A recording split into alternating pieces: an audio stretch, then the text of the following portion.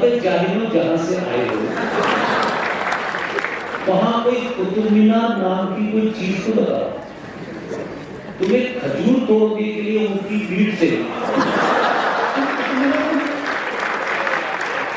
थोड़ी बहुत ऐसी बात को लग जाए और उसके कहने में ऐसे जैसे जेल में रख के ले जाए।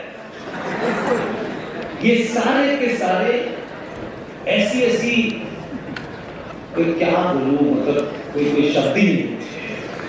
और दूसरा, आपको सुन के अपने आप को कॉम्प्लेक्स में लाने के लिए आपको लगता है देखिए साहब ये कितने पक्के हैं, ये कितने कट्टर हैं, ये कितने फलाने हैं। ये कोई कट्टर वट्टर नहीं है। डरपोक आदमी सब पता लगाता है। हमसे कहते हैं अल्लाह की मर्जी से पता नहीं है मान लिया। हम तो कहते हैं सब ईश्वर कर रहा है। तो तुम तो 1400 साल पहले आए हो, हम तो तुमसे पहले से कह रहे हैं। तो अगर तुम्हें अल्लाह पर इतनी यकीन है कि उसकी मर्जी से कोई नहीं आता, तो फिर ये दो गुजराती कहां से है? अब अल्लाह ने तुम्हारी हरकतों के लिए दो को भेजा है, इनको ठोको तभी।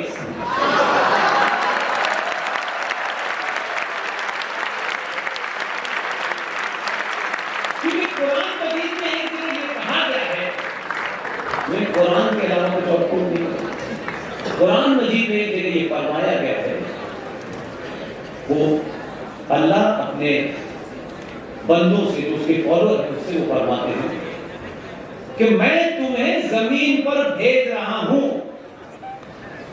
मैंने तुम्हें जो हिदायत दी है, इंस्ट्रक्शन दिए हैं, जो निर्देश दिए हैं, तुम्हें उसका पालन करना है। और अगर तुमने मेरे निर्देशों को, मेरी हिदायतों को पालन नहीं किया तो मैं जमीन पर ऐसे लोग भेजूंगा जो तुम्हें रास्ते पे ले आएंगे। अब उसमें ये कहीं नहीं लिखा था कि आधे आस्तीन वाला भी भेजेंगे, ये नहीं। और उन्होंने ये भी नहीं लिखा कि एक ही बार भेजूंगा। 14 में टेस्ट किया, जब इन्होंने उसकी नहीं सुनी तो उन्हें यूपी में भेजा दूसरा।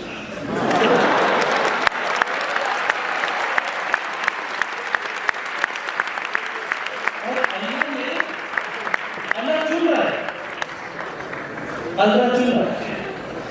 उन्होंने कहा कि यूपी वाला थकेगा, तो उन्होंने कहा आसाम में देख लीजिए। तो चुन के लाएगा, चिंता मत करो, क्योंकि तुम्हें अल्लाह पे कतई यकीन नहीं है। तुम झूठ बोलते हो, तुम झूठे और मक्कार। अल्लाह ने तुम्हारा कान यहां लगाया, नाक यहां लगाई, उंगली 5 बनाई, अल्लाह ने बनाई। ऐसा तो नहीं है कि अल्लाह ने कुछ गड़बड़ कर दिया। लेकिन इतने बड़े डफर हैं, अल्लाह पे यकीन है और कहते पूरी कायनात अल्लाह ने बनाई, हम भी मानते हैं। अरे तो अल्लाह ऊपर से काट छाट कर भेज देता, यहां आके काट छाट कर भेजा।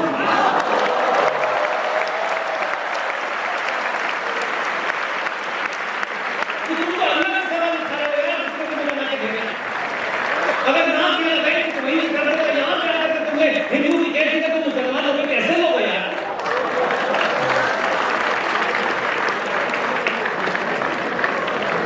तुम्हें अल्लाह पर यकीन नहीं, इसलिए अल्लाह ने काफिर को और शैतान को मजबूत बनाया। अब ये ऐसे पागल हैं कि पिछले 1400 साल में एक सुई नहीं बनाई, सुई नहीं बनाई।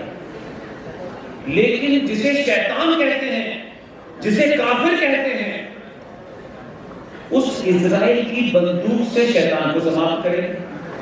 अपना कुछ नहीं है इनके पास में। हाँ, एक ही चीज है,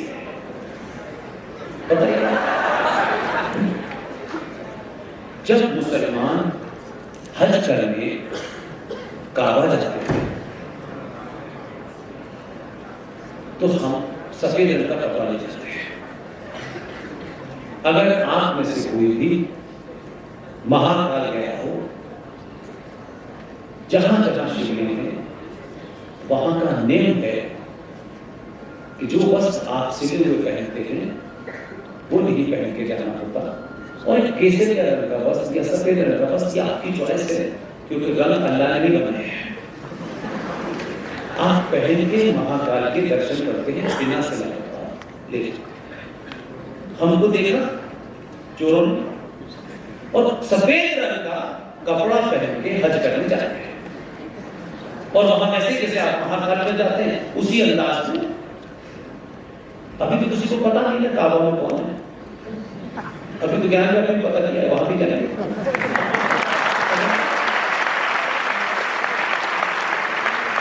आप सोचो कि सफेद रंग का कपड़ा लेके जाते हैं और फिर जब वापस आ जाते हैं तो उसको रख दिया जाता है, क्योंकि उसे इतना पवित्र माना जाता है कि उसी के अंदर मृत्यु होने के बाद उसी को कफन बनाया जाता है। ये उनका मानना है। अब आप दूसरी बात करें, हज जब करने जाते हैं तो हज से पहले एक पहाड़ी है। अब किस शेख चिल्ली ने ये लिखा, मुझे कहा गया कि हज जब भी कंप्लीट होगा, जब एक पत्थर उठा करके वो जो पहाड़ी है जहां शैतान रहता है उसको मारना है, उसके बाद हज कंप्लीट होगा। तो आपको लगता है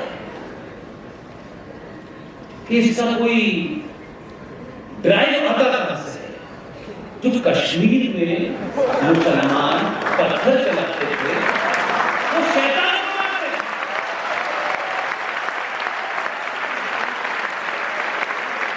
और वो ड्राइव इतनी जबरदस्त है, अगर आप अपने बंदूक से तो फेंक के यहां राजस्थान में भी पत्थर चलाते हैं, क्योंकि उनको मालूम है कि जो मार रहे हैं जिसे वो शैतान है, उसे शैतान समझ रहे हैं।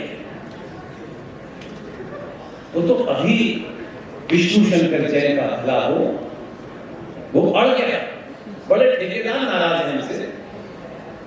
अब उनकी नाराजगी जो भी हो, वो कहते हैं हर मस्जिद में शिवलिंग क्यों ढूंढना है?